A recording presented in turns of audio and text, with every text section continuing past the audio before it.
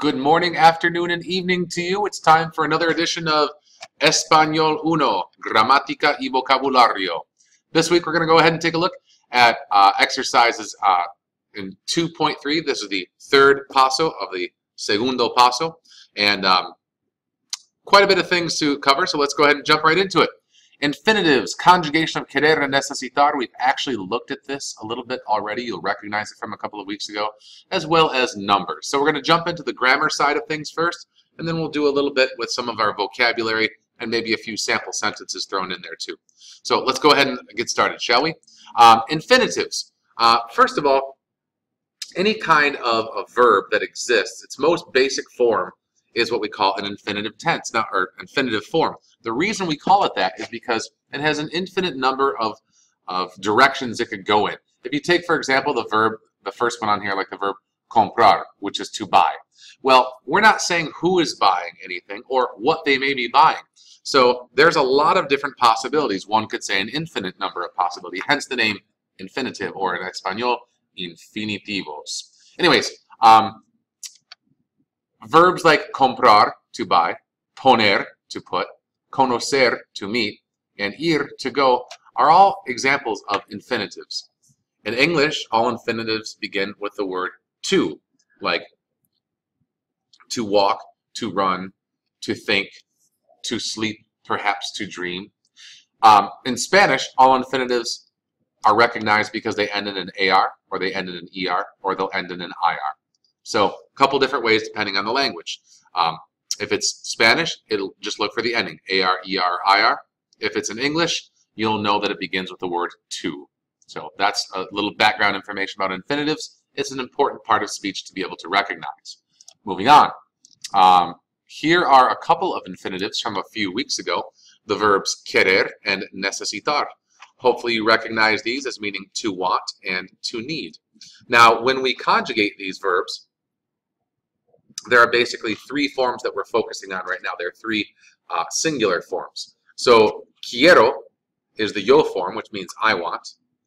Quieres is the tú form, which means you want. And quiere is the él or ella form, which can mean either he or she wants, given the situation.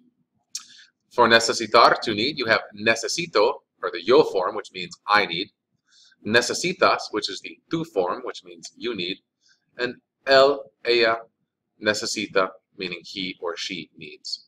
Now you might notice that these have some similarities, like the yo forms both end in O, the two forms both end in S, like an AS or an ES for this ER verb and an AS for this AR verb. You might notice the L and AF forms always end in a vowel, the same vowel that's in its ending up here. So for example, since this is an ER verb, it ends in an E.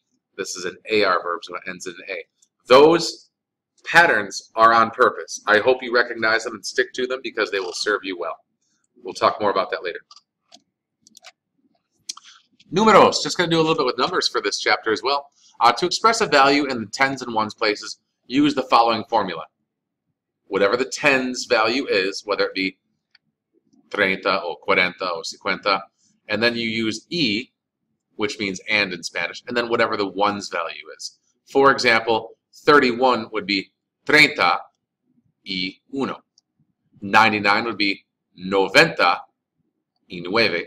64, as another random example, would be 60 y cuatro. So if you want to express a value over 100, just use the word ciento, because ciento, it doesn't quite show up here. There it is. You can see it right here now. Anything over 100, ciento means over 100. So if I want to say, for example, 110, it would be 110. If I want to say 150, I'd say 150. If I wanted to say 120, it would be 120. And that works for all place values. So if I want to say 151, it's 151. 199, of course, would be 199, and so on.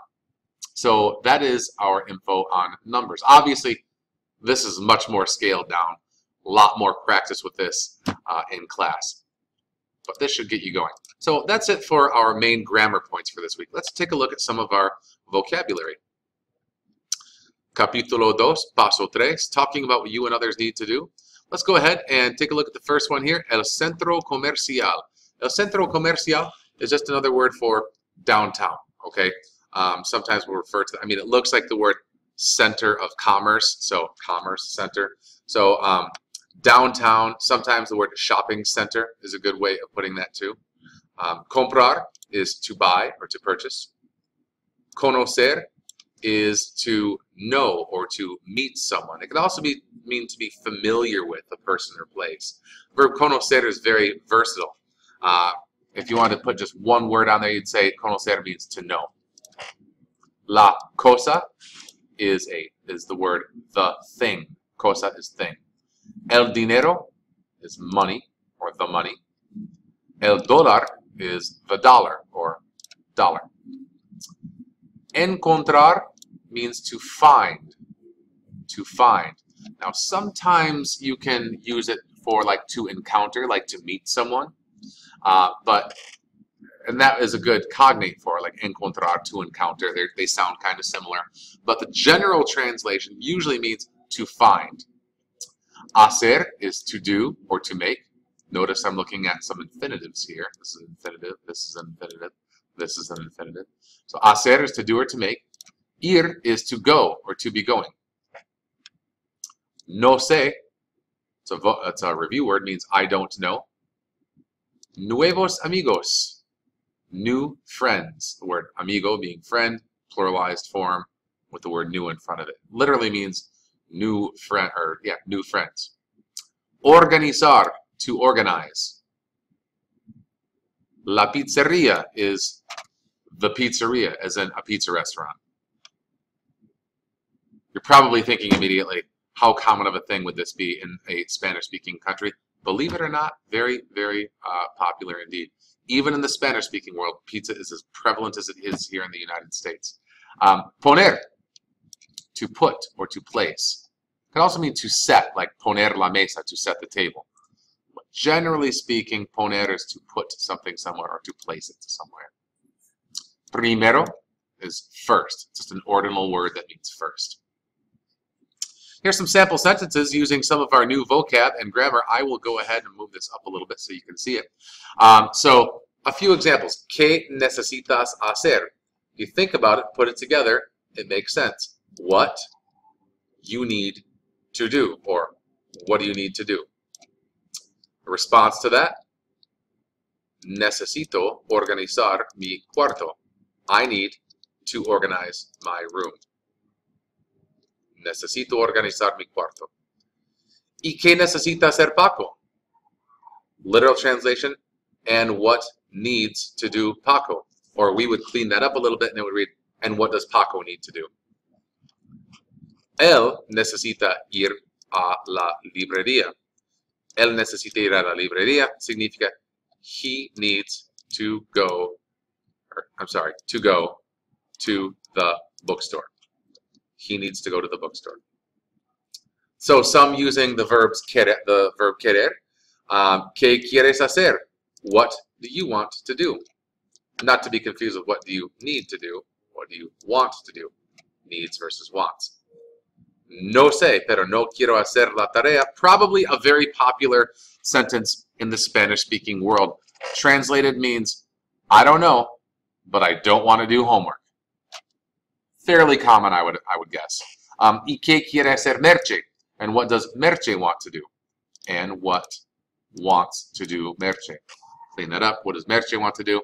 And the response, ella quiere ir a la pizzeria. She wants to go to the pizzeria. She wants to go to the pizza restaurant. Ella quiere ir a la pizzeria. Y eso es todo. And that is all for our week. Now, it is hard to believe that we are finishing up with Chapter 2 already, about to enter our third major chapter. Bear in mind, of course, we only complete 10 full chapters in Spanish 1. So this is a pretty significant step for us. We're moving along quickly.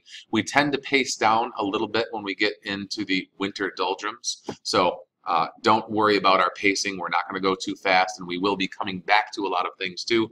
Don't worry. We continually review things. We will, in curricular speak, we call that spiraling. We will come back to it for you. And if you have questions, as always, feel free to let me know. You can always email me at mtmoore@stcs.org. You could call our school email as well, or feel free to comment. Make sure to subscribe if you haven't already. A lot of people are bookmarking instead of subscribing. That's perfectly fine, whatever works for you. Our main goal is to make this accessible to you. So, have a great morning, afternoon, or evening. Ciao y hasta luego.